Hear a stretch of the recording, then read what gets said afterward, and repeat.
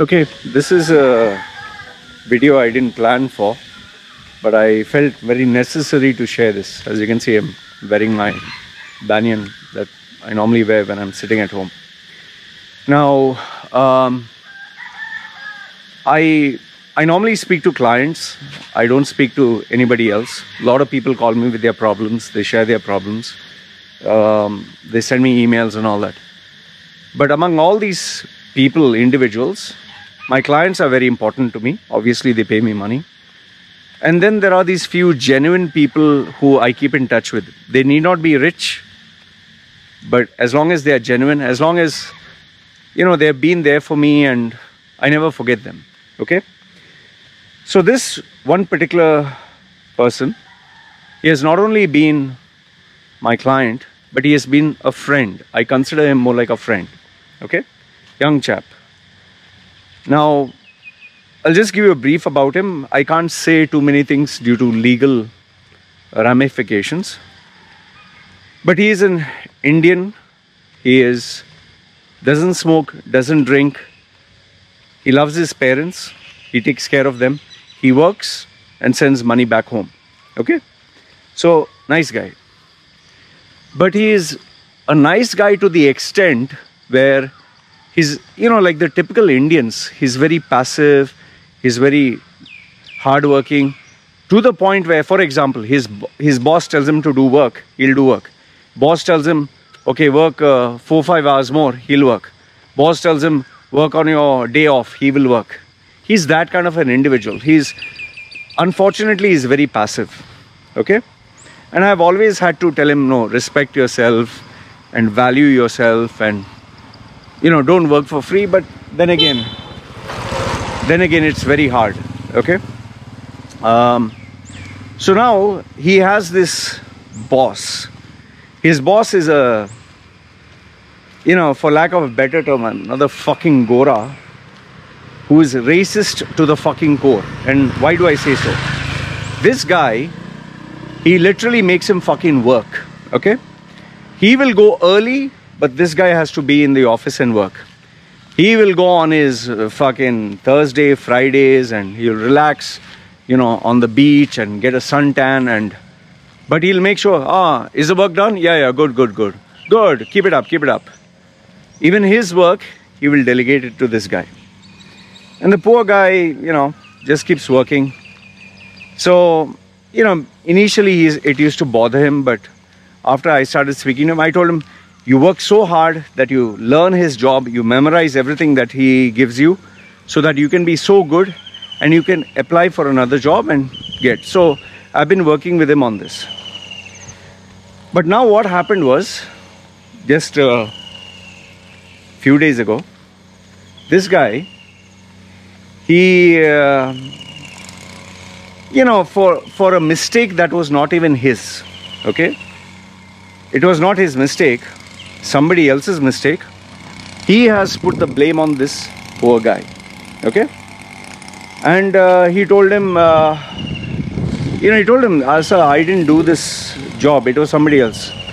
And his response was, I don't care, this is your responsibility, you are supposed to take care of it, and you're suspended.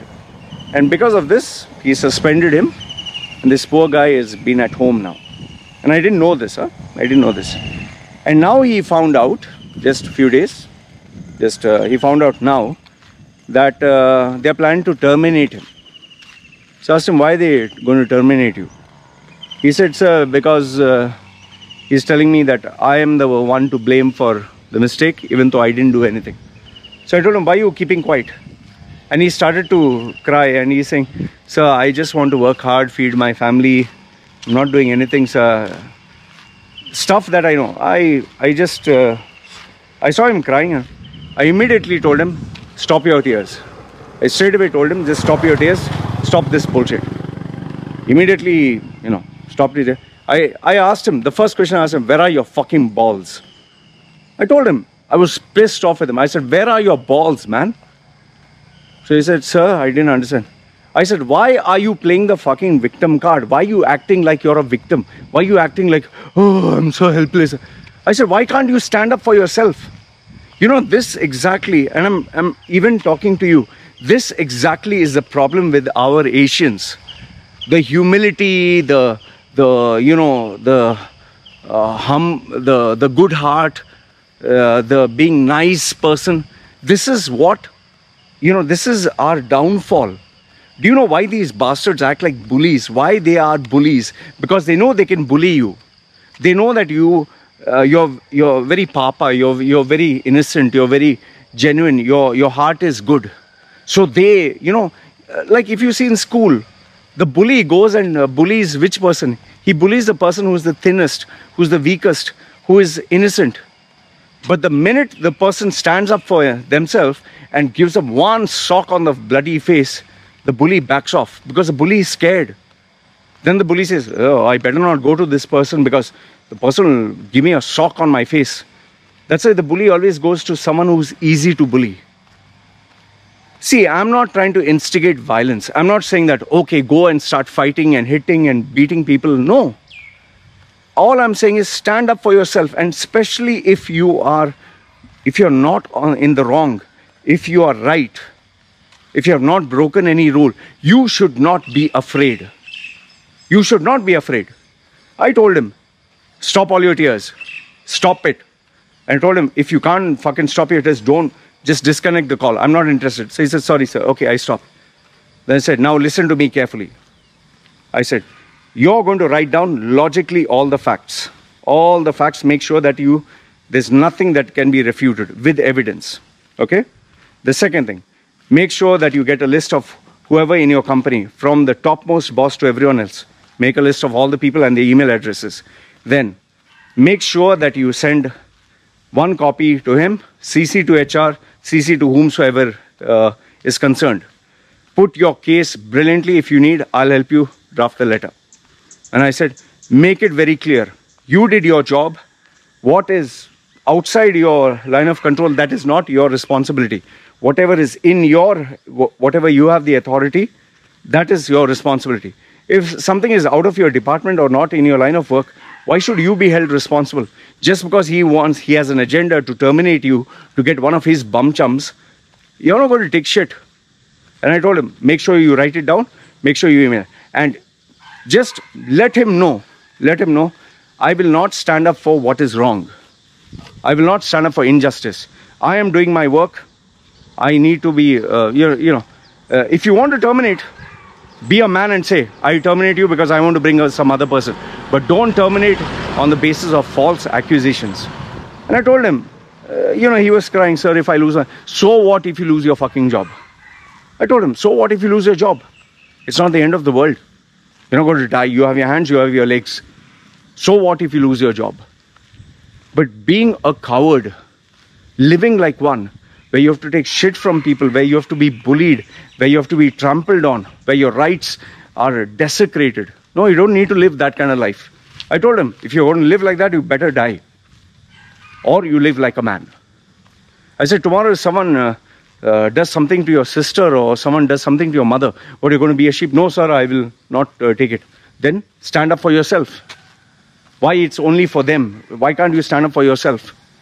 Where is that? Where is the self-respect that you have for who you are? If you're not wrong, you should not be afraid. You should not take nonsense. If you're working hard, if you're doing your job, why do you have to take shit from anyone? See, the problem in, especially in the Middle East, they think they can walk all over you. They think they can treat you like shit. They think, oh, because he's humble, I'll treat him like shit. No, stand up like a man. Stand up like a man and tell him, you want to terminate? Go ahead and terminate. But I'm not going to take your shit. No, if you're being paid for 8 hours, okay, as courtesy, work 10 hours. Don't fucking work for 12 hours, 18 hours. Don't work for, 7 days a week? What is this, slavery? What will you do, man? If they don't pay you your salary on time, if they treat you like shit and don't take it. See, the problem is the fault is yours. You allow it to happen. Don't allow injustice to take place. See, always remember, first the guy will, for example, even a girl, first the guy will touch you just like that. Then he'll try to touch you a little bit more. Then he'll try to fondle you. Then he'll try to move his hand in, different areas. Then he'll try to touch your private parts. Why? Because you didn't keep quiet. The minute he touches you even slightly, tell him, next time touch me, son of a bitch, I'll, rip your fingers off. Let him know that you will claw his eyeballs out. Let him know that you will, call the police. You will make a big hue and cry. Let him be afraid. Let him know that, shit, if I try to do anything funny, she might take a knife and stab me. And when they know that, oh shit, this is so dangerous, they will not try anything funny with you. See, I'm not asking you to commit acts of violence. I'm not saying go and harm people. I'm not asking you to go kill someone. But if someone tries to molest you, rape you, if someone tries to destroy your career, if someone tries to falsely accuse you, why are you taking shit? Why are you keeping quiet? See, I'm not saying in the office go and physically harm someone, no. But stand up for your rights, no? What nonsense is this? Crying and being so timid and placid. And that also, see, the problem is, especially with our Asians, they'll keep quiet, yes sir, no sir. No, stop this yes sir, no sir. Tell him, I'm working for my daily bread. I don't work for free. I'm not going to take shit from anyone. You tell me what is wrong, give it to me in writing and show me with evidence. You want to terminate, just say I want to terminate, fine. But I'm doing my job 100%. Don't, fabricate a story and put all bullshit blame. I'm not going to keep quiet. Yeah, that's how you should talk. Talk like a fucking man, yeah. I mean, my blood boils when I listen to all this nonsense. See, listen, whomsoever you guys are, I'm not saying, again I'm telling you, I'm not saying go cause violence. I'm not saying go cause harm. Okay? But stand up for your self-respect. Stand up for your rights. If someone is violating your self-respect, your dignity, if someone is abusing you, don't keep quiet. It's better you resign from such a job, you leave such human beings and go work somewhere where they treat you with respect. You have just one life, man. What the hell? If you cannot take someone treat your daughter or your sister or your mother or your wife with disrespect, you can't take someone treat your loved ones badly, then how can you keep quiet for yourself? See, I'm a peaceful guy. I'm a very, very peaceful guy. Anybody I meet, I say sorry. Even if I'm at fault, I say sorry. Fine. But the minute it crosses the line where people falsely accuse and all that, no, I will not keep quiet. I'll stand up for what is right. I'll stand up for what is right and I'll not give up. No, they should know, shit, this person is out for a fight. Don't keep quiet. See, listen, if you do not know what to do, ask somebody. There are people, there are good human beings on the planet. Not everyone is bad. Go to the consulate, go to the embassy, go to a lawyer, go ask. There should be some good human being out there. There are people with, courage and guts. If you are afraid, go approach these people. See, I don't expect you to, from being a scaredy cat to become a tiger. But you need to take the first step of standing up for yourself, no? At least stand up for yourself. Let your blood boil inside. Let it boil. Don't put these tears and boo, oh, what will I do? No. Forget, oh God, where are you? No. You have hands, you have legs. Forget all this nonsense, this God and this and that.